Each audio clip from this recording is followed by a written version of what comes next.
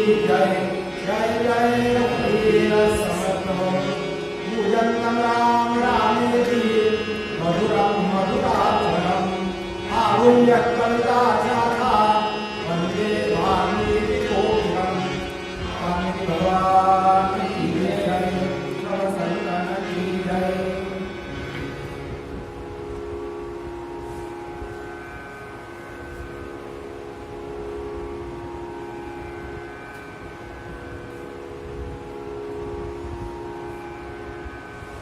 भगवान महाविष्णूंनी रामावतारामध्ये अयोध्येमध्ये किंवा रघुवंशाचा जन्म का घेतला याची आपण कारण शोधत आहोत। आपण बघितलं की कालिदासांनी रघुवंशाचं वर्णन केलेलं आहे। आपण त्यांचं बघितलं किती सद्गुण आहेत। एक एक राजा पिढी दर पिढी सर्वांना सद्गुण म्हणजे गुणमंडितच आहे। इतकं वर्णन करावं तेवढं थोडं आहे आणि याच्याशिवाय प्रत्येकामध्ये विशिष्ट काही गुण आहेत स्वतःचा। काल आपण हरिश्चंद्रांचं बघितलं, सत्यवादी, सत्याकरता स्वप्नात दिलेल्या वचनाची पूर्तता करण्याकरता संपूर्ण जीवन लावून दिलं त्यांनी। आपल्या प्राणाचं सुद्धा बघितलं नाही, मुलाकडे बघितलं नाही, बायकोकडे बघितलं नाही।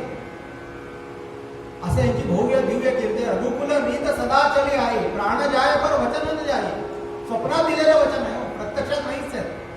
स्वप्नामध्ये दिलेल्या वचनाच्या पूर्ततेकरता स्वतःच्या प्राणाची आहुती द्यायला तयार आहे। आपण काल दिलीपांचं बघितलं, महाराजा दिलीपांचं बघितलं। सद्गुरूच्या सेवेकरता, सद्गुरूंच्या वचना त्यांनी सांगितलेल्या वचनानुसार एका गायीच्या गो सेवेकरता, म्हणजे त्या गायीकडनं त्यांना पुत्रप्राप्ती व्हायची आहे तिच्या आशीर्वादाने। एखादा विचार केला असता की गाय गेले तर चालेल, पुत्रप्राप्ती मला व्हायची आहे। गायीचं काय सद्गुरूंना सांगेन की असं असं झालं, त्या बागाने खाऊन घेतलं, मी काय करणार? मी प्रयत्न केला, तो बाग ऐकायला तयार होईना। तुम्ही दुसरी गाय सांगा, मी दुसऱ्या गायीचं मी सेवा करतो। तसं नाही, वाघाला सांगितलं की तुला कल्पना नाही आहे, ही नुसती गाय नाही आहे, मला सगळी सेवा करतोय मी, माझी माता आहे, गोमाता आहे। मला सद्गुरूंनी सांगितलेलं आहे तू माझ्या प्राणांची आहुती घे, तिला सोडून दे आणि माझ्या तू या जीवावर उधार होऊ नकोस। तो म्हणतो की राजा तू कशाला आपलं शरीर देतोय, तू कशाला प्राण त्याग करतोय एका गायी करता? आणि तू एवढा मोठा, तुला तुझी कीर्ती आहे, तू एवढा मोठा राजा आहे, प्रतापी राजा आहे, सम्राट आहेस, तेव्हा तो म्हणतो तू माझ्या या प्राणांची आहुती देऊ नकोस, माझ्या प्राणांकडे बघू नकोस, त्याच्यावर मला उपकार करू नकोस। यश शरीरे भौमे दयालू, असं तो म्हणतोय। या माझ्या भौतिक शरीराचं तू मला आता दान दिलंस ना, काही उपयोग नाही त्याचा। उद्या माझे लोक, माझी पुढची पिढी मला काय म्हणेल की आमच्या आजोबांनी, आमच्या पणजोबांनी, आमच्या वडिलांनी देहाचा मोह झाला त्यांना, एका गायीचं प्राण वाचवू शकले नाहीत ते, आणि देहाच्या मोहामुळे स्वतःचं प्राण वाचवलं त्यांनी। मला असं शरीर नकोय, त्याच्यापेक्षा माझ्या यशकीर्तीवर तर कलंक लागणार असेल, तिचा जर मृत्यू होणार असेल तर हे भौतिक देह नकोय। माझा यशकीर्ती रूपी देहा, तिची जी देह आहे तो देह मला दे आणि माझा भौतिक देह घेऊन घे, म्हणजे कमीत कमी माझी कीर्ती तरी उरेल। पुढे पुन्हा सांगताना लोकांना काय रामकथा म्हणजे काय सांगू का, थोडक्यात म्हणजे प्रशिक्षण शिबिर आहे। दररोज आम्हाला काही ना काही सूत्र, अर्थात ती फार उदात्त आहे, भव्य दिव्य आहे, आमच्या आजच्या जीवनाच्या पातळीवर बघत असताना खूप उदात्त आहे, पण याचा अर्थ आम्ही त्याचं चिंतन करू नये का, असं नाही आहे। आम्ही लहान लहानशा गोष्टीतनं वार्धक्य मुनिवृत्ती नाम किती छान चांगलं सांगितलंय। आम्ही वार्धक्य आल्यानंतर आमची वृत्ती मुनिवृत्ती व्हावी, आम्ही हळूहळू आपल्याला स्वतःला आत्मकेंद्रित करावं। अनेक सूत्र आम्हाला मिळत असतात आणि त्या भूमिकेतनं आपण हे चरित्र बघायचा प्रयत्न करीत आहोत। महाराजा दिलीप आणि त्यांची पत्नी सुदक्षिणा यांना कामधेनू आणि तिची कामधेनू प्रसन्न होते, तिची गायीचं, तिच्या लेकरूचं, तिच्या काम नंदिनीचं यांनी सेवा केलेली आहे। कामधेनू नंदिनी दोघी प्रसन्न होतात। भगवान वशिष्ठ त्यांना स्वतः आपल्या हाताने दुग्ध प्राशन करवतात आणि त्याचा इच्छित परिणाम होतो। योग्य वेळी दोघांना रघु म्हणून पुत्र प्राप्त होतात। रघु राजा हे अतिशय मोठे फरक आहे। आपण थोडं पिढ्यान देव सगळं बघत नाही, 2-3 लोकांचं आपण बघणार आहोत। आता आपण मुख्य विषयावर येणार आहोत। महाराजा रघु कसे आहेत, अतिशय पराक्रमी आहेत, अतिशय धर्मनिष्ठ आहेत आणि यांची कीर्ती काय आहे तर सांगितलं ना, समुद्र सीमा त्यांची आहे, म्हणजे इतकं मोठा त्यांनी विस्तार केलेला आहे, अपार संपत्ती मिळवलेली आहे, गंमत अशी आहे। दिग्विजयी आहेत, बलाढ्य आहेत, पराक्रमी आहेत आणि सगळं असताना सुद्धा धर्मनिष्ठ आहेत। आणि अपार संपत्ती मिळवून काय करतात, त्यांची विशेषता आहे, दर 3 ते 5 वर्षांनी विश्वजित नावाचा यज्ञ आयोजित करतात. बघा, विश्वजित नावाचा यज्ञ आयोजित करतात आणि त्या यज्ञाच्या शेवटी पूर्णाहुतीमध्ये वैयक्तिक असलेली सर्व संपत्ती ते दान करून टाकतात. काही ठेवायचं नाही, काहीही ठेवायचं नाही, काही किती ठेवायचं नाही, घरात एक भांड सुद्धा ठेवायचं नाही. सम्राट आहे, चक्रवर्ती आहे, लक्ष ठेवा.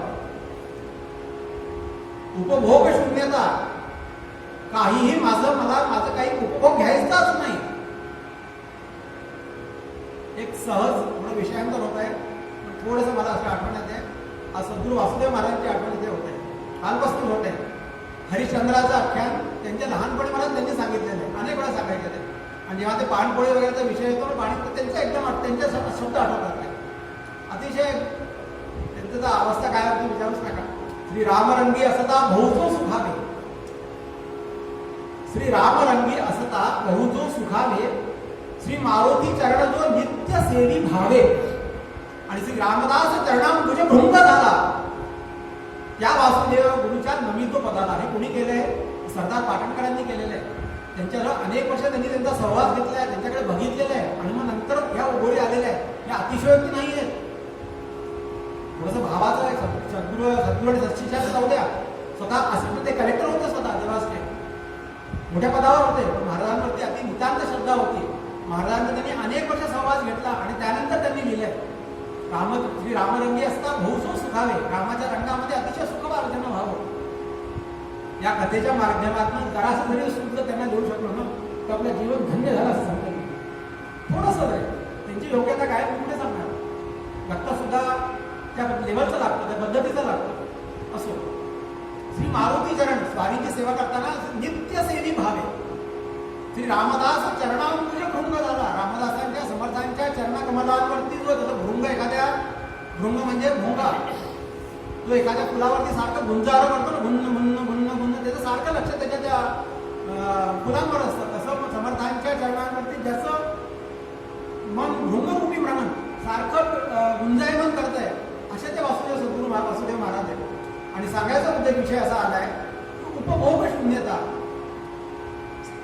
एवढ्या मोठ्या मी सांगतो आपल्याला, थोडं विषयांतर होत आहे, पण आपण ज्या स्थानावर बसतोय त्या स्थानावरती आनंद येत असतो. लोक सारखा आनंद म्हणतात, त्याच्यात त्यांचा काय म्हणतात, त्यांच्या कृपेचा मोठा वाटा आहे त्याच्यामध्ये. आपण अनेक लोक त्यांचे शिष्य होत होते, ते लोकांनी प्रत्यक्ष रूपाने त्यांना बघितलेले अनेक लोक आहोत. आम्हाला सुद्धा त्यांचं प्रत्यक्ष अनुग्रह झालेला आहे. काही लोकांनी त्यांच्या पादुकांवर घेतलेला आहे, काही फरक पडत नाही. साधूंच्या याच्यामध्ये साधू देवावर असो आपण नसो, काहीही फरक पडत नाही, त्या सध्या सतत विद्यमान असतात. 1940-45 ची घटना आहे. यांना सिंधिया घराण्यांनी त्यांच्या एकंदरीत त्यांच्या या ह्याच्यावरती प्रसन्न होऊन, म्हणजे त्यांच्या ह्याच्यावर भारावून म्हणायला हरकत नाही, क्लास 1 सरदारची ऑफर केली होती. क्लास 1 सरदारची बरं का, फक्त 11 सरदार लोक क्लास 1 होते. हे करत नाही आहे, थोडं सांगतो आपल्याला. आणि असं करत असताना राजे आपले चंद्रोजीराव आंग्रे, पाटणकर साहेब, मोठे मोठे लोक होते. त्याच्यात हे एकटे हे होते, एक सरदार हजरतजी पण होते. 11 सरदारांचे क्लास 1 सरदारांमध्ये. आणि असं म्हणून आहे, महाराजांचा मान असा होता की महाराज आधी जाऊन बसायचे, नंतर राजे आल्यानंतर मग महाराजांना उठावं लागत नव्हते, बाकी लोक उठायचे. असो, तर सांगायचा उद्देश होता की त्यांना त्यावेळी राजांच्या मनात असं आलं, सिंधियाजींच्या मनात असं आलं की सर्व लोक, सरदार लोकांना आपण 11 लोकांना गाड्या द्याव्या. त्याला फॉरेनच्या गाड्या असायच्या, तर मला लक्षात नाही नाव, नाही ॲम्बेसेडर नव्हते, ॲम्बेसेडर नंतर ते हेरॉन नाही, लक्षात नाही आहे. गाड्या त्यांनी त्या काही करार केला असेल कंपनीचे फॉरेनच्या, आणि त्यांनी 11 ते 15 त्यांना असं वाटलं की आपल्या सरदारांकडे गाड्या असाव्या. मी जसं माझी फॅक्टरी आहे, तर माझ्याकडे कार आहे, तर माझ्या लोकांकडे असावी ना. मी एकट्या कारमध्ये आहे, तर बाकीची पारी आहे, तर मग काय, हे सुद्धा वैभव आहे. आपल्या स्टाफकडे गाड्या असणं हे सुद्धा वैभव आहे. म्हणून त्यांनी सगळ्या लोकांना पत्र लिहिली की असं असं गाड्या बाहेरून येतात, हे आमची इच्छा आहे, आपण गाडी घ्या. लोकांनी सांगितलं, लोक त्यांना कल्पना होते. लोक म्हणाले पैसे कुठून आणायचे, काय 10-20 काय असतं त्या काळात, कारण पैसे कुठून आणायचे, आम्ही तुम्हाला लोन देतो, सरकारकडनं लोन देतो आणि त्या गाड्या देतो, हळूहळू सगळ्यांनी फेडावं. अर्थात त्याचं ते लोन म्हणजे फक्त कागदावरच होतं बरं का, फेडावेड्याचं काही कामच नव्हतं. 2-4 किस्त भरले की संपलं, आज असं झालं, आज असं झालं, संपलं. महाराजांनी त्यांना उत्तर दिलं मी आपल्या शिरगाव सोडून मी इथे आलेलो आहे, कामदाचे मनुष्य आहे, मी गाडीचं काय करणार म्हणून? माझी बैलगाडी मला सुद्धा लाभ आहे. आणि त्यांनी स्पष्ट याच्यात लिहिलं की मला तुमच्या गाडीची गरज नाही आहे, आपण देताय ठीक आहे, मला त्याचा काही उपयोगच नाही ना, मी कुठे त्याच्या ह्याच्यात लागणार. 2 गावं दिली, इथे नरवरच्या जवळ गावं होती 2, त्याची काय म्हणतात त्याला समज आहे. महाराजांनी सांगितलं मी आपलं गाव आणि 300 एकर जमीन सोडून आलो शिरगावची, मी इथे काय करणार तुमच्या गावांना? मी कधी गावात जाणार? माझ्याच गावात मला जाता येत नाही, तुमच्या गावाला जाऊन तरी बघणार. शेवटी मग त्यांनी त्याचं काय 400 रुपये काहीतरी महिन्याचं ते लावून दिलं. बाबांनी ते गेल्यानंतर तेही बंद करून टाकलं की महाराजांचं होतं ते मला घ्यायचा अधिकार नाही. महाराज गेले, आता ते 40 वर्ष झाले. ते म्हणजे सांगायचं होते महाराजांचं सांगतो आपल्याला, उपभोग शून्यता, कुठल्याही गोष्टीचा उपभोग करण्याची वृत्तीच नाही, संन्यास्त वृत्ती. आपल्या रघुवंशामध्ये हे सगळ्यात मोठं दिसते की सगळ्यांची उपभोग शून्यता आहे, उपभोग शून्य स्वामी आहे, राज्याचा स्वामी आहे, सम्राट आहे, पण काहीही घेणार, गाडी मात्र घ्यायची तयारी नाही आहे. अशा यांनी विश्वजित आपला यज्ञ आयोजित करावा. आणि त्या विश्वजित यज्ञाच्या शेवटी काय करावं, त्याचं मुख्य असं आहे, सगळं काही दान करून टाकावं, काही घरात ठेवायचं काम नाही, काही नाही. एक भांड सुद्धा घरी ठेवायचं नाही बरं का. चक्रवर्ती राजे सम्राट आहेत आणि किती ठेवायचं, काय ठेवायचं, फक्त तर बायकोच्या गळ्याचं मंगळसूत्र तेवढं ठेवायचं, शास्त्राने सांगितलं, त्याच्याशिवाय काही ठेवता येणार नाही. आणि असं हे करत असताना एकदा त्यांनी हा यज्ञ केला. महर्षी वाल्मिकींनी खूप सुंदर वर्णन केलं. ते म्हणतात समृण्मये दीत हिरण्मय पात्रे निधा यार्घ्य मनर्घ्य शिला श्रुतप्रकाशम यशस्व प्रकाशः प्रत्युच्च गामामती माती ध्येय, असं त्यांनी वर्णन केलेलं आहे. मृण्मय पात्र म्हणजे घरामध्ये मातीची भांडी ठेवायची.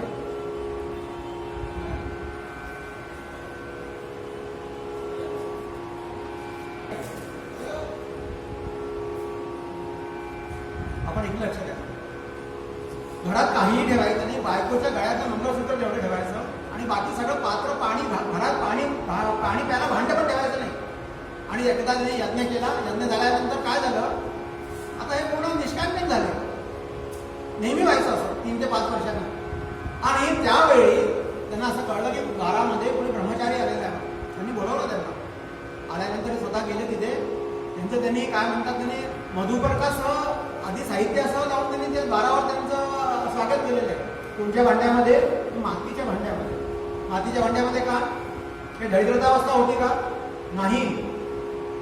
घराचा काय राज्याचा कोश भरलेला होता, राज्याची संपत्ती भरलेली होती, वैयक्तिक संपत्ती संपूर्ण दान केलेली होती. त्यामुळे घरामध्ये आता भांड पण नव्हतं. मग त्यांनी अशा वेळेला मृण्मय म्हणजे मातीच्या भांड्यामध्ये मधुपर्क घेऊन आधी साहित्य घेऊन ते बाहेर दरवाज्यावर गेले. त्यांचं स्वागत केलं तिथे आणि त्यांना अतिशय आदर आतिथ्याने त्यांना आतमध्ये आणलं. आणि त्यांना कौत्सा कसं काय, सगळं चांगलं आहे ना. यांची त्यांचं नाव आहे कौत्स. ब्रह्मचारी आहेत, ते मुनी आहेत, एका श्रेष्ठ गुरुचे शिष्य आहेत. आणि ते कौत्स म्हणाल्यानंतर ह्यांचं त्यांची दोघांची ओळख आहे. महाराज रघु आणि कौत्स यांची दोघांची ओळख आहे.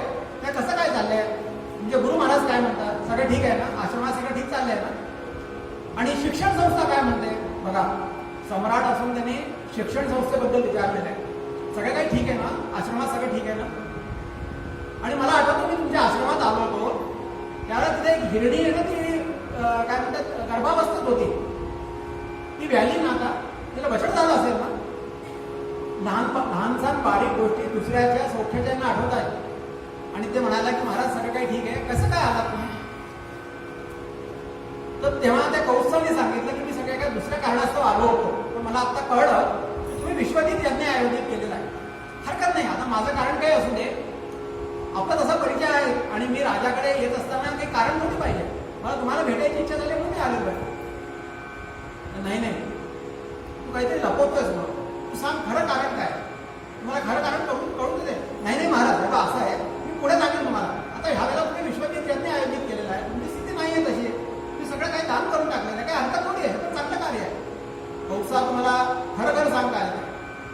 मग तो सांगतो की मी 14 वर्षांचा आपल्या 14 विद्यांचा गुरुगृही राहून अभ्यास केलेला आहे, ज्ञान संपन्न झालेलो आहे आता. आणि असं असताना मी त्या माझ्या गुरूंना गुरु नाही म्हणत असताना मला काहीतरी तुम्हाला गुरुदक्षिणा द्यायची, गुरुदक्षिणा द्यायची, गुरुदक्षिणा द्यायची, ते नाही म्हणत होते. आणि जेव्हा मी सारखा त्यांच्या मागेच लागलो त्यावेळेला थोडं वैतागले ते आणि ते म्हणाले तुला द्यायचंच असलं ना तर एक काम कर, मला 14 करोड सुवर्ण होऊन मुद्रांचं आहे.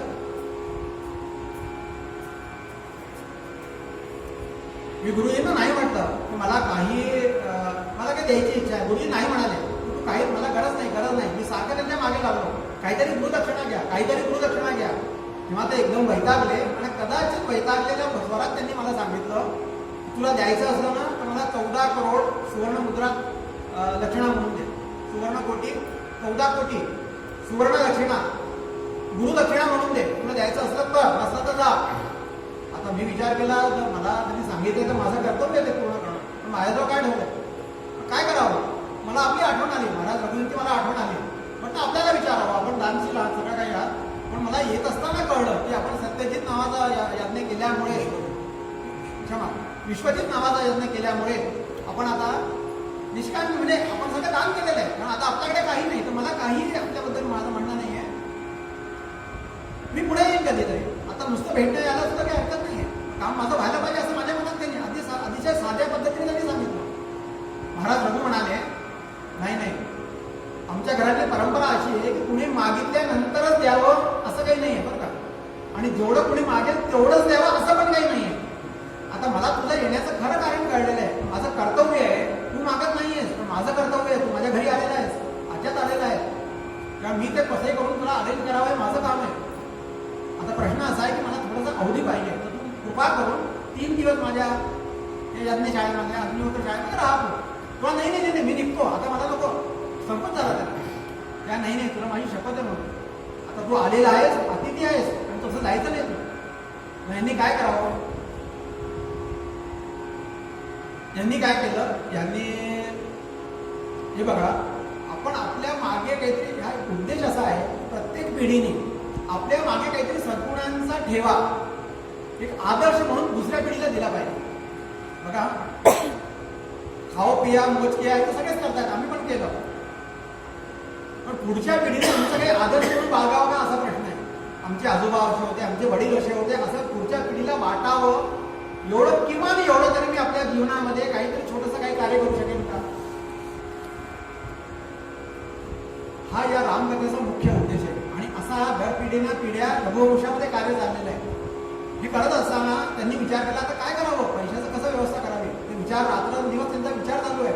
आणि त्यांच्या लक्षात आलं रात्री स्वप्नामध्ये, लक्षात आलं रात्री त्यांनी सकाळी आपल्या सेनापतींना बोलवलं. सेनापती मला असं वाटतं की आता एकच मार्ग आहे, आपण क्षत्रिय आहोत आणि राज्यांवरती आपण हल्ला करून किंवा स्वारी करून काही धन मिळवलं तर करेल नाही आहे, क्षत्रियाला ते मान्य आहे, क्षत्रिय धर्माला अनुसरून येते. आपण असं करूया तर कुबेरावरती स्वारी करूया, तुम्ही तयारी करा. आणि ही गोष्ट कुबेरांना कळते. कुबेर विचार करतात ज्यांना एवढं पैसे पाहिजे ते घेऊनच जाणार आहे, शिवाय जनहानी होणार, निकार अनेक प्रकार, माझी नाचक्की होणार, अनेक प्रकार घडणार आहे त्यांना आणि काही निष्पत्ती काही निघणार नाही. त्यांनी निरोप पाठवला आणि निरोप पाठवायच्या आधी रात्री काय झालं की रात्री यांनी यांच्या राजमहालावरती, कोणाच्या, महाराज रघुंच्या अयोध्येची घटना आहे, याच्यावरती रात्री सुवर्णवृष्टी करवली, सुवर्ण मोरांची वृष्टी करवली. बघा सकाळी उठल्यानंतर जेव्हा यांनी बघितलं, जिकडे पहाटे उठले पाहिलं सगळ्याकडे सुवर्णमुद्रा लोकांना सांगितलं गोळा करा म्हणून. आणि गोळा करत असताना त्याच वेळेला यांचे सेवक आले, कोणाचे, कुबेरांचे. आणि ते म्हणाले महाराज कुबेरांनी आपल्याला निरोप दिलाय की तूर्त एवढी व्यवस्था केलेली आहे, आपल्याला आणखी काही कमी पडत असतं आपण सांगावं, मी पाठवून देतो. आणि यांनी सगळ्या सेवकांकडनं ते ढीक झाले, गोळा केले. आणि केल्यानंतर कुबेराला म्हटलं, आपल्या ह्याला म्हटलं, कौत्सांना म्हटलं की हे सगळे तुम्ही आता घेऊन जा म्हणून. ते म्हणाले हे बघा मला माझ्या सद्गुरूंनी 14 कोटी करोड रुपये, काय कोटी किंवा करोड एकच आहे, कोटी सुवर्ण मुद्रा मागितल्या आहेत. याच्याशिवाय वरती एक देखील मी घेणार नाही, मला अधिकार नाही येतो. मला सद्गुरूंना दान द्यायचं आहे, त्यांना दक्षिणा द्यायची आहे म्हणून फक्त तुमचा याचक आहे एवढं मी घेतो. ते म्हणाले हे बघ हे सगळं उपद्व्याप जो आहे हा तुझ्याकरता झालेला आहे, त्या ह्याचा संपूर्ण जेवढं काही आहे मला माहित नाही, जेवढं काही आहे त्याचा अधिकार तुझा आहे. दोघांचं झुंपलं, तो म्हणाला मी घेणार नाही, 14 कोटीच्या वर एक मुद्रा सगळं जितकं काही आहे ते सगळं तुझं आहे, तू घेऊन जा, काय करायचं ते कर. आणि शेवटी दोघांची झुंपल्यामुळे काय झालं, तो म्हणे घेऊन मी नेणार नाही, हे म्हणाले तुला घ्यावं लागेल. बघा काय आदर्श, काय वादांचं काय उच्च कोटीच्या न्यायाधीश इथे आले आणि न्यायाधीशांनी निकाल दिला, असं करा 14 कोटी तुम्ही घ्यायला पाहिजे, तर कौस्तांना दिले, त्यांना रवाना केलं. आता ही जी उरलेली संपत्ती आहे हिला राज्याच्या जनहिते करता लावा. कसं? नद्या आहे, त्यांचे घाट बांधणं आहे, धर्मशाळा बांधणं आहे, काय वापी कूप आहे, कुळे आहेत, त्यांना निर्माण करणं आहे. आणखी निरनिराळ्या प्रकारे ज्या लोकांना सोयीचं होईल याच्याकरता याचा उपयोग करण्यात आला. असे महाराज प्रभू आहेत, परमदानी, परमपराक्रमी आणि परमदानी आहेत. हा ही ठेवायला तयार नाही. दर 3 ते 5 वर्षांनी स्वतःला निष्कांचन करून घेत आहेत. दर 3 ते 5 वर्षांनी असा उल्लेख बरोबर एकदा यज्ञ केलेला नाहीये, दर 3 ते 5 वर्षांनी करतायत. अशा या पराक्रमी प्रभू यांच्या पोटी अतिशय भव्य दिव्य आणखीन निर्मित झाले. त्यांचं नाव आहे अज, महाराज अज. आणि अज म्हणजे कोण आहेत? हे सुद्धा परंपराक्रमीच आहे, सगळं धर्मनिष्ठ आहे, सगळं काही आहे. आणि यांच्या पोटी जन्म झालाय तो झालाय दशरथांचा. त्या दशरथांची आम्ही आता अनेक वेळा पाठ करत आहोत. या महाराज दशरथांचा त्यांच्या पोटी जन्म झालेला आहे. महाराज दशरथ कसे आहेत? महाराज दशरथांच्याबद्दल सांगण्यात येतं अतिशय धर्मनिष्ठ आहे, परायण आहे.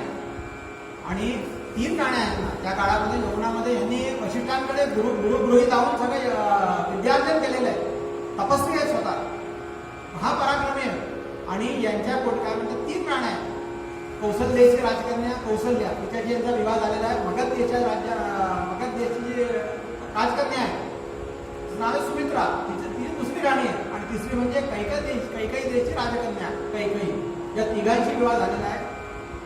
मात्र दुर्दैवाने यांना संतान नाही आहे. आणि संतान नसल्यामुळे हे वशिष्ठांकडे येतात. आणि वशिष्ठ तेव्हा त्यांना सांगतात तुम्हाला अतिशय उत्तम म्हणजे संतान होणार आहे. मात्र काय आहे की काहीतरी आडवं येत आहे, तुमचं मागचं जुनं बाप म्हणा किंवा काही म्हणा असं आडवं येत आहे.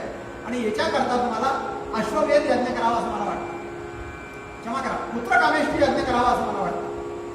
आणि पुत्रकामेष्टी यज्ञ करत असताना आपण त्याच्याकरता एक आणखी वाटतं की तो यज्ञ मी किंवा अयोध्येच्या इतर ऋषीमुनींनी करू नये. त्याच्याकरता आपण ऋषशृंग ऋषींनाच पाचारण करू. त्यांच्या हस्तेच तो यज्ञ झाला पुत्रकामेष्टी यज्ञ. तर तुमचा जी इच्छा आहे ती इच्छा पूर्ण होईल आणि तुम्हाला पुत्रप्राप्ती होईल. आता बघा आपण या महाराज दशरथांचं वर्णन वाल्मिकींनी तर केलेलंच आहे. पण आधुनिक वाल्मिकी जे आहेत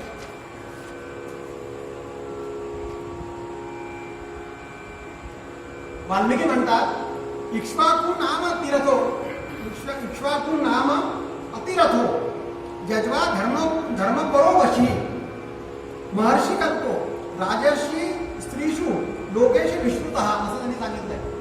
म्हणजे हे खरं म्हणजे महर्षीच आहेत, राजर्षी आहेत. म्हणजे एक राजा सम्राट असल्यानंतर सुद्धा जसं राजर्षींनी महर्षींनी राहावं त्याप्रमाणे त्यांचं राहणं एकंदरीत. आणि अयोध्येबद्दल सांगतात तस्मिन् पुरवरे दृष्टा धर्मात्मा तो बहुश्रुता नरास्तुष्टा धने स्वैलुब्धा सत्यवादिना. म्हणजे कसं अतिशय धर्म इथले जे नगरवासी जन आहेत अयोध्येचे, अयोध्या कशी आहे मी संस्कृतमध्ये सांगतो, आधी आपल्याला मराठीत सांगतो. मराठीतलं खूप सुंदर वर्णन आहे. आपले आधुनिक जे ऋषी आहेत वाल्मिकी आहेत आपल्या सर्वांना माहिती आहे, कधी माडगुळकर यांनी सांगितलेलं आहे. हे खरं म्हणजे आता रामायण सुरू झाले बरं का. जे दोघं मुली मुली जे रामराजाच्या यज्ञशाळेवर बसून जे सांगतात आहेत, आपण आता पुन्हा मध्ये फ्लॅशमध्ये गेलो होतो, आता आपण पुन्हा तिथे आलेलो. आणि या तिथे ते रामकथा सांगतायत. त्या रामकथेमध्ये पहिलं आपण ऐकलं कुशल व रामायण गाती. दोघेही मुनी त्यांचं वर्णन सांगितलेलं आहे. कसे ते बालमुद्रा आहेत, त्यांचे मुनी आहेत, राजबिंडे वगैरे वगैरे वगैरे. आणि रामराजासमोर ते आपल्या वडिलांसमोर ते गात आहेत. मात्र दोघांनाही माहित नाही की आमचे वडील आहेत, त्यांना माहित नाही आमचे पुत्र आहेत. आणि त्यांनी सांगितले वर्णन करताना सांगतात ते आता अयोध्या कशी आहे तर सरयू तीरावरी अयोध्या मनुनिर्मित नगरी. मागे ते परवा गायनाचं झालेलं आहे तेव्हा आपण शब्दांकडे लक्ष देऊया. शरयू तीरावरी अयोध्या मनुनिर्मित नगरी. मनु राजांनी यांचं निर्मित नगरी आहे. त्या नगरीच्या विशालतेवर उभ्या राहिला वास्तू सुंदर आणि मधुन वाहती मार्ग समांतर रथ बाजी गज पथिक चालती नटुनी त्यांच्यावर. अतिशय मोठा त्याचा विस्तार आहे. आणि वेल प्लॅन सिटी आहे. एखाद्या चांगल्या कोणतरी म्हणून म्हणजे एखाद्या मोठ्या आर्किटेक्टने त्याला निर्माण करावं, प्लॅनर सिटी प्लॅनरने निर्माण करावं अशा पद्धतीचे त्या काळातली गोष्ट आहे. सुंदर वास्तू, मोठे मोठे वास्तू उभे राहिले तिथे. घराघरावर रत्न तोरणे, अवतीभवती रम्य उपवने, त्यात रंगती नृत्य गायने, मृदंग वीणा नित्य नादती अलका नगरी फरे. अलका नगरी म्हणजे काय? अलका नगरी म्हणजे ती स्वर्गातली इंद्राची नगरी जी आहे तिच्या परिसरात आहे, तिच्या परिवर्णन झाले. या स्वर्गामध्ये ज्या सुखसोयी आहेत त्या सगळ्या अयोध्येमध्ये आहेत. स्त्रिया पतिव्रता, पुरुषही धार्मिक, पुत्र उपजती निजकुल दीपक. नृशंस ना कुणी ना नास्तिक, कुणी नृशंस नाहीये, कुणी सगळे नास्तिक कुणी पण नाहीये. पुरुषही धार्मिक, अतृप्तीचा कुठे न वावर, नगरी घरी अंतरी. किती सुंदर वर्णन आहे. कुठे कुणीही अतृप्त नाहीये, घरामध्ये, नगरामध्ये आणि अंतरी. अंतरी मनामधून, मुख्य म्हणजे मनातली अतृप्तता आहे ती कुठेही नाही, सगळे तृप्त आहेत सगळे लोक. इक्ष्वाकुकुल कीर्तिभूषण. आता राजा दशरथांचं वर्णन चाललंय. कसं राजा दशरथ होते? इक्ष्वाकुकुल कीर्तिभूषण, राजा दशरथ धर्मपरायण, त्या नगरीचे करीतो रक्षण.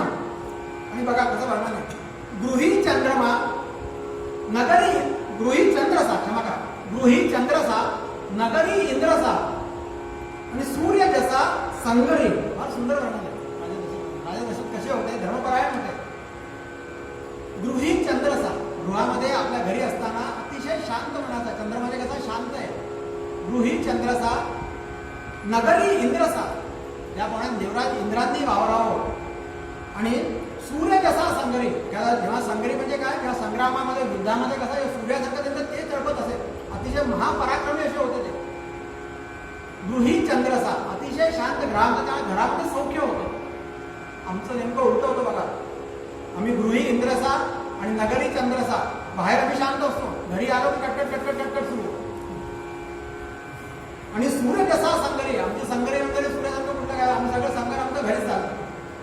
असं नव्हतं. धर्मशास्त्र अतिशय धर्मपरायण आहे. अतिशय भव्य दिव्य वर्णन केलेलं आहे. दशरथाचं त्या तिघी राण्या, दशरथाच त्या तिघी भार्या, सुवंशजा त्या सुमुखी आर्या, सिद्धपतीच्या सेवा कार्या, बहुश्रुताच्या रूपशालिनी, अतुल प्रभात सुंदरी. असं वर्णन आलं. तिघी राण्यांचं वर्णन आहे. तिघी स्त्रियांच्या प्रीती संगमी, तिन्ही लोकीचे सुखय धामी. हा सुंदर वर्णन आहे. त्यांच्या प्रेमामध्ये असताना तिन्ही लोकीचे सुखय धामी. आपल्या घरामध्ये तिन्ही लोकींचं सुख यावं, त्रिलोक्याचं सुख वावरावं असे त्यांचे वर्णन येतं. एक उणे पण गृहस्थाच होते, काहीतरी झालं तरी एक उणं होतं. पुत्र गय पण अजूनही नव्हता प्रीतीच्या अंतरी, प्रीतीच्या अंबरी. या प्रेमामध्ये सुद्धा अजून सगळं काही असताना, सगळे सौख्य असताना देखील त्यांना पुत्र प्राप्ती नाही, ही खंत मनामध्ये आहे. शल्य एकते कौशल्यशी, जिसे सुमित्रा उदास सदा उदासी. शल्य एकते कौशल्यशी, जिसे सुमित्रा सदा उदासी, कैकही करी नवसासी. दशरथासही व्यथा एकती छळीते अभ्यंतरी. दशरथ सुद्धा दुःखी आहे. तिघी राण्यांना तर उदास आहेतच. शेवटचं वाक्य, आता शेवटचं कडवं आहे. राज्य सौख्य ते सौख्य जनांचे. राज्य सौख्य म्हणजे काय? लोकांचं जनहिताकरता कार्य, लोकांचं आराधना आहे. सांगितलं काल, लोकांचं आराधन करणारा राजा आहे. राज्य सौख्य ते सौख्य जनाचे, एकच चिंतन लक्ष मनाचे, काय काज या सौख्य धनाचे, काय काज या सौख्य धनाचे, कल्प तरुणा फुल नसे का वसंत सरला तरी. घरामध्ये वेलीला फुल नाहीये, ही अतिशय मनाची खंत आहे. आणि आपण अयोध्येवासियांचं हे केलेलं आहे. संस्कृतमध्ये पण वाल्मिकींनी वर्णन केलेलं आहे. कामी वार न कर्दयो, कुणी नृशंस नाहीये, कुणी कामी नाहीये, कुणी काय म्हणतात त्याला कर्दय म्हणजे कुणी कंजूस नाहीये, सगळे धर्मपरायण आहेत. अविद्वानच नसणं नास्तिका, म्हणजे कुणी अविद्वान नाहीये, सगळे विद्वज्ञान आहेत तिथे. प्रत्येक जण शिकले सवरलेले आहेत. मुख्य बांधव बघा, विद्वान याचा अर्थ शिकले सवरलेले आहेत. सगळ्यात ते शिक्षित लोक आहेत. नास्तिक कोणी पण नाहीये, सगळे आस्तिक लोक आहेत. सर्वे नराश्च नार्यश्च धर्मशीला सुसंयता. प्रत्येक म्हणजे नारी आणि पुरुष हे धर्मशील आहे. मुदिता शीलवृत्ताभ्याम, मुदिता म्हणजे आनंद, सगळ्यांच्या चेहऱ्यावर आनंद आहे. दीर्घायुषी नरा, सगळे नर दीर्घायुषी आहे. कोणी पण आपण मागे परवामध्ये वर्णन केलं होतं एकदा आम्हा महाराजांच्या चिरंजीवानी रामायण जे लिहिलं आहे त्याच्यात त्यांनी लिहिलेलं आहे ते रामराज्याचं वर्णन आहे. हा राज्य तेच चाललेलं आहे. आता दशरथांचं आहे, राम व्हायचे. सर्वे धर्म सत्यमच्या संमिश्रित आहात. सगळे लोक धर्म सत्याला अनुसरून चालणारे लोक आहेत. असं हे एकंदरीत वर्णन आहे. आणि वसिष्ठ म्हणतात अश्वमेध करण्याकरता आपल्याला पुत्रकामेची यज्ञ करण्याकरता आपल्याला ऋष्यशृंगांना प्राधान्य केलं पाहिजे. आता हे ऋष्यशृंग ऋषी कोण आहेत थोडंसं आपण बघूया. विभांडक नावाचे ऋषी आहेत. विभांडक, त्या विभांडक म्हणजे अतिशय श्रेष्ठ आणि तपस्वी ऋषी आहेत. आणि श्रेष्ठ ऋषी तपस्वी असताना यांच्या पुत्री जे जन्म घेतात त्यांचं नाव आहे ऋष्यशृंग. या ऋष्यशृंगाची महती काय आहे? लहानपणापासून वडिलांनी यांना अतिशय कठोर तपामध्ये लावलेले बघा. रानामनात राहतात आहे. यांच्या दृष्टीला अजून कुणीही मनुष्य किंवा स्त्री पडलेली नाही आहे. वडिलांच्या सोडून एकही स्त्री पडलेली नाही आहे. त्यांनी बघितलीच नाही आहे. स्त्री प्रकार असताना माहीतच नाही आहे. रानामनात यांनी कंदमुळं खावी आणि ह्याच्यामध्ये तप करावं, तपाचरण करावं. ते गम्मत सांगू का? ऋष्यशृंग ऋषींना मुलींना कारण बोलवायचं काय आहे ते वसिष्ठ असं म्हणताय. बघा मंत्र सगळ्यांवर अवेलेबल आहेत. आम्हाला कॅसेटमध्ये पण आहे, आमच्या व्हॉट्सअपवर पण असतात, आमच्या वहीमध्ये पुस्तकं मिळतात. पण त्यांचं जेव्हा उच्चारण होतं ना ते उच्चारण कुणी केलं, कसं केलंय, काय करतं ह्याचं फार महत्व आहे. फार मोठी गोष्ट आहे. अयोध्यासारख्या ठिकाणी जेव्हा मोठमोठाले वशिष्ठ ऋषीसारखे आहेत. वशिष्ठ म्हणजे काय? आता वशिष्ठ आपल्याला कधी बोलायचं वेळाला तर बोलू आपण. वशिष्ठ काही साधारण व्यक्ती नाही बरं का. वसिष्ठापरी ज्ञान योगेश्वराच्या समर्थांची त्यांनी कीर्ती वर्णन करताना सांगितलंय की वशिष्ठांसारखं ज्ञान आहे. वशिष्ठांचं ज्ञान काय आहे? ब्रह्मदेवाचे साक्षात आहे. काय म्हणतात त्याला? वारस पुत्र काय पुत्र आहे ते. आणि जसं गंगोत्रीतली गंगा आहे ना आपण सांगतो बघा, गंगा स्वर्गात आली पण इथे आल्यानंतर पहिली गंगा आहे तर गंगेचा उद्गम कुठे? गंगोत्रीला. राम ती मेली काय? राम मेली गंगा मेली हो गई आपण म्हणतो ना. जेव्हा गंगा तिथून निघते ना आणि कलकत्त्यापर्यंत जेव्हा येते ते गंगासागरपर्यंत तेव्हा तिचं पार हे झालेलं असतं. आम्ही आंघोळ करून नको त्या गोष्टी त्याच्यात टाकतो. आमची पापं टाकतो. सगळ्या फॅक्टरीमधला जगातला सगळा कचरा त्याच्यात येतो. ती मेली तिथे होते. पण गंगोत्रीला अतिशय शुद्ध आणि पवित्र गंगा आहे. ज्याप्रमाणे गंगेचं शुद्धता पवित्रता जी गंगोत्रीला आहे ना त्याप्रमाणे वशिष्ठ ही ज्ञानाची गंगोत्री आहे. बघा जगातलं सर्वप्रथम ज्ञानाचं जेव्हा वर्णन येतं ना सगळं ज्ञान जे वशिष्ठांकडे मिळालेलं आहे. रामराज्यामध्ये अनेक लोक आलेले, सगळ्यांवर वशिष्ठांची कृपा आहे. दशरथ सुद्धा वशिष्ठांच्या आश्रमामध्ये जाऊनच तयार झालेले आहे. वशिष्ठ हे अतिशय भव्य आणि आपल्याला सांगतो 7 सप्त ऋषींमध्ये वसिष्ठ फक्त एक असे ऋषी आहेत की ज्या ऋषींनी ब्रह्मर्षी आहेत ते ब्रह्मर्षी पदावर आहेत. आणि यांची पत्नी सुद्धा यांच्या बरोबर आहे. 7 सप्त ऋषींमध्ये 7 सप्त ऋषी 8वी अरुंधती असं म्हणतो. अरुंधती सुद्धा या सप्त ऋषींमध्ये पूज्य आहेत. एकट्याच स्त्री पत्नी आहेत बरं का. काय म्हणतात? एकट्याच ऋषी पत्नी आहेत. आणखी इतर ऋषींच्या काश्यपृथ्वी विश्वास अनेक लोकांच्या पत्नींचं तेवढं महात्मा नाही आहे. वसिष्ठांच्या पत्नीचं तेवढं महात्मा आहे. म्हणजे एखाद्या घराण्यामध्ये दोघं पती पत्नी दोघंही त्याच लेवलचे जोडीचे आहेत. तर असं हे वशिष्ठ ऋषी आहेत. आणि जेव्हा हे सांगतायत की ऋषीशृंगांना बाल बोलवायला पाहिजे तेव्हा त्या ऋषीशृंगांचं महत्व आपल्याला कळायला पाहिजे. तर ते म्हणाले असं मीच करतो म्हणून काय प्रॉब्लेम आहे? त्यांना येत नव्हते का मंत्र येत होते. पण त्या मंत्राची शक्ती मंत्र्याचं सामर्थ्य जे आहे मनाच्या पवित्रतेवर, वाचेच्या शुद्धतेवर, वृत्तींच्या काय म्हणतात त्याला एकाग्रतेवर, मनाच्या निर्मलतेवर अनेक अनेक अनेक अशा गोष्टी आहेत. आणि म्हणून ते जेव्हा मंत्र निघतात ते मंत्र कुठल्या पिंडात निघतात? पिंड म्हणजे देहात. त्या देहाला सुद्धा अतिशय महत्व आहे. तो देह थोडा पवित्र आहे का? ज्याप्रमाणे तुम्हाला काही कार्य त्या मंत्रांकडे करून घ्यायचं आहे, आपण अनुष्ठान करतो तर अनुष्ठान सफळ तेव्हा होतात जेव्हा करणारा आणि करविणारा हे दोघंही पवित्र मनाने करत असतात. त्याच्यात 100% रिझल्ट मिळतो. अनेक लोकांना आपल्याला इथे अनुभव येत असतात. समाजात सगळ्या लोकांना अनुभव येतात. करणारा आणि करविणारा. करणाऱ्याने सुद्धा शुद्ध मनाने आपल्या यजमानांचं भलं व्हावं या पद्धतीने केलं आणि स्वतःचे पूर्ण म्हणताना प्राण ओतून जर त्या मंत्राचं हे केलं, अनुष्ठान केलं तर निश्चितपणाने त्याचं फळ मिळतं.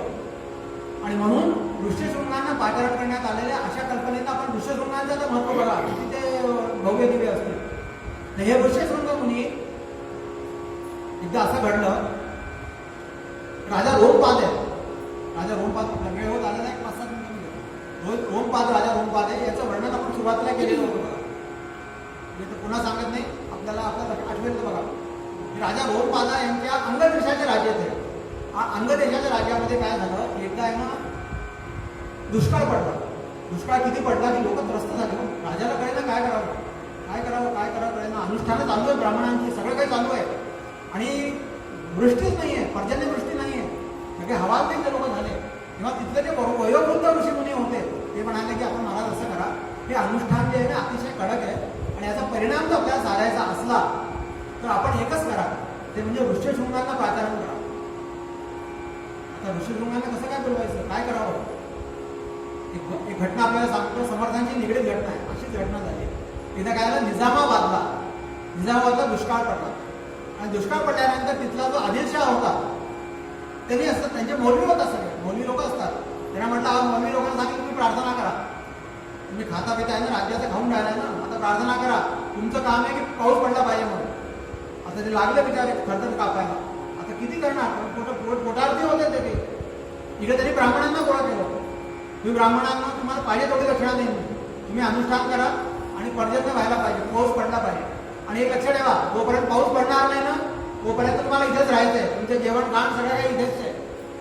1 वर्ष झालं म्हणतात, 1 वर्ष झालं, ब्राह्मणांच्या जटा वाढल्या, गाड्या वाढल्या आणि हवालदिल झाले ब्राह्मण, घाबरू लागले. आता दक्षिणा जाऊ द्या, प्राणाची काय तो दटायचा, तुम्ही काय म्हणजे तुमचा उपयोग काय? तुम्ही शेंड्यान जटाय सगळ्या केल्या, भस्मण, याचा काय उपयोग आहे? का पडत नाही पाऊस? काय होतं की ना, आठवताना आणखी गोष्टी आठवतात. एकदा आबा महाराजांच्या जीवनातला प्रसंग आहे, नंतर सांगेन मी. एका पोटातनं एका दुसरी गटा सुरू आहे. तर सांगायचं म्हणजे काय, ते हवालदिल ब्राह्मण झालेले असताना, ते अनुष्ठानात बसले होते, आपल्या नदी तीरी बसलेले असताना समर्थ आले तिथे आणि समर्थांनी बघितले काय चाललंय, हो काय प्रश्न आहे.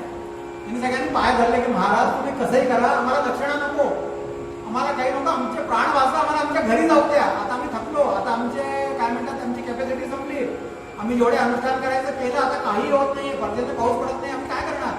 समर्थ म्हणाले घाबरू नका. आणि संत समर्थ असल्यामुळे त्यांचं मन द्रवलं, ब्राह्मणांची हाल अपेक्षा पावले गेले नाही, किती करणार? त्यांनी काय करावं? समर्थांनी कोळसा घेतला. बघा आपण कसं असतं, म्हणजे त्यांनी अनुष्ठान करतायत, आता ह्यांचं अनुष्ठान बघा. समर्थांनी एक कोळसा घेतला आणि शिळा होती तिथे, त्या दगडावरती त्यांनी काय म्हणतात त्याला, मारुतीरायाचं चित्र काढलं, रेखांकित केलं, स्केच काढलं, मारुतीरायाचं चित्र काढलं.